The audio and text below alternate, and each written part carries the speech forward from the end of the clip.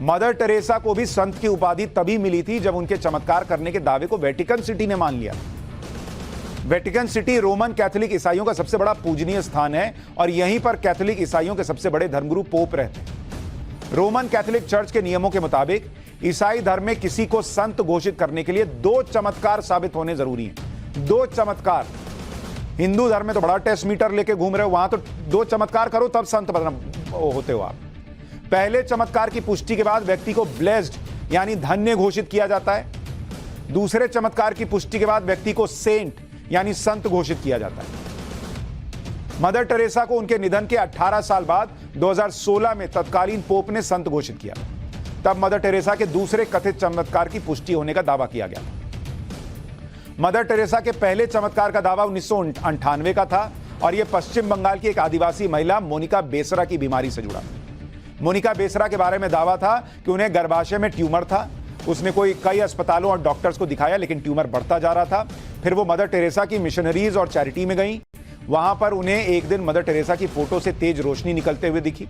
इसी शाम को मोनिका बेसरा ने मदर टेरेसा की फोटो का लॉकेट पेट पर रखा और प्रार्थना की।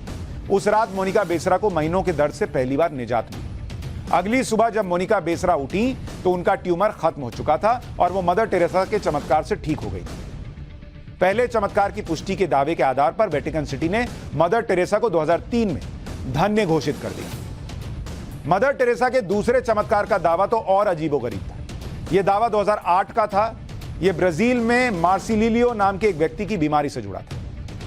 मार्सिलियो के बारे में दावा किया गया कि उन्हें मल्टीपल ब्रेन ट्यूमर्स थे। इसका पता चलने पर उनके सिर के पास मदर टेरेसा की फोटो रख दी गई और उनकी पत्नी रोज मदर टेरेसा से प्रेयर करती थी। इसी बीच मार्सिलियो के ब्रेन में फ्लूइड भरने से जब वो कोमा में चले गए और ब्रेन से फ्लूइड निकालने के लिए डॉक्टर सर्जरी की तैयारी कर रहे थे, तब सर्जरी से आधे घंटे पहले ही मार्सिलियो को अचानक होश आ गया और वो पूरी तरह से ठीक हो गया। उसके ट्यूमर्स खत्म हो गए। मार्सिलियो की पत्नी के दावे के मुताबिक मदर टेरेसा की प्रार्थना से मार्सिलियो ठीक हो गया। वेटिकन ने इस चमत्कार की पुष्टि करके मदर टेरेसा को संत की उपाधि दी। इन चमत्कारों के दावे के बारे में भी सवाल उठे, जैसे आदिवासी महिला मोनिका बेसरा के बारे में उसका इलाज करने वाले डॉक्टर रंजन मुस्ताफी ने कहा था कि पहली बात तो उसे कोई ट्यूमर था ही नहीं, बल्कि उसे एक सिस्ट था जो लंबे समय तक चले टीबी के इलाज की वजह से अपने आप ठीक हो गया था। यह डॉक्टर ने कहा। लेकिन इस देश के अंदर मदर टेरेसा जो है वो पूजी जाती हैं, वो चमत्कार कर सकती हैं, माना जाता है, लेकिन कोई धीरेन्द्र शास्त्री चमत्कार कर ही नहीं सकता बॉस। उनको सिरे से खारिज कर दिया जाता है, उनके टेस्ट शुरू होते हैं। ये क्यों है, मैं ये जानना चाहता हूं। क्या सारे चमत्कार का सर्टिफिकेट एक ही धर्म के पास है, दूसरे के पास हो ही नहीं सकता? सनातन धर्म जिसके बारे में इतनी बातें लिखी गई, उसमें जिस तरह से हम योग करते हैं, जिस तरह से साधना करते हैं, वो सब जीरो, खत्म, उसमें कुछ हो ही नहीं सकता।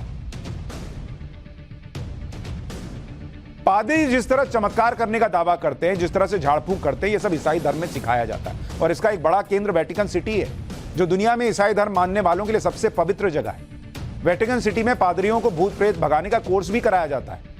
वेटिकन सिटी में पादरियों को एक्सॉर्सिज्म इस नाम का एक कोर्स कराया जाता है। एक्सॉर्सिज्म का मतलब जादू टोने का कोर्स 1 साल का होता है। इस कोर्स का नाम entitled exorcism and the prayer of the liberation course है। यह कोर्स साल 2005 में शुरू किया गया था।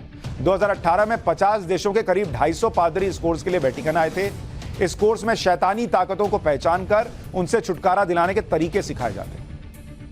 कोर्स के दौरान भूत प्रेत हटाने के अलग अलग तरीके सिखाए जाते हैं।